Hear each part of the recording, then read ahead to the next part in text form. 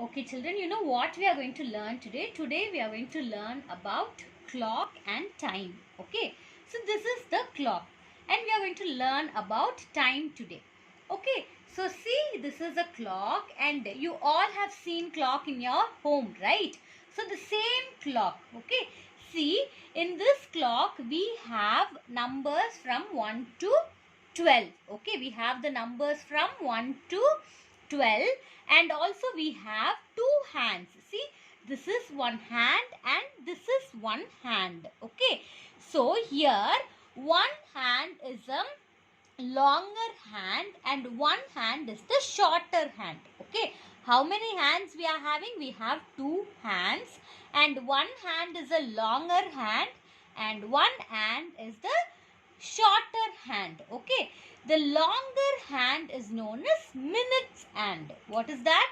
The longer hand is known as minute hand and the shorter hand is known as hours. Okay, hour hand. Okay, so here when this minute hand shows in 12, we will say it as o'clock. Okay, when the minute hand, that is the longer hand, points to 12 means we will say it as o'clock.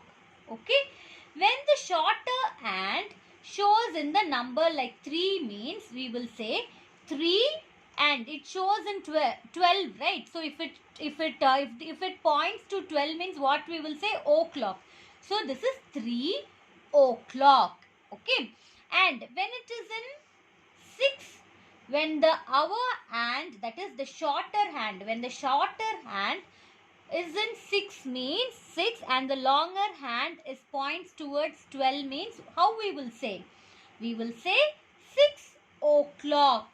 Okay, and when the shorter hand points to 8 means how we will say? 8 o'clock. Why we say it as o'clock? Because the longer hand points to 12. So we will say it as 8 o'clock. Now see, the shorter hand points to 12 as well as the longer hand points to 12. So how we will say the time? We will say 12 o'clock. Okay, children. So this is how we will see the time. Okay. So this is the clock and we have the numbers from 1 to 12 and we have two hands. One is the shorter hand and one is the longer hand. The longer hand is known as minute hand and the shorter hand is known as hour hand. Okay.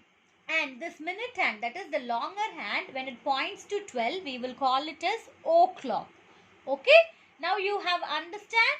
Yes, I hope you all have understood this clearly. So what you all have to do? You have to do the exercises from your textbook as well as from your practice book. Okay, children?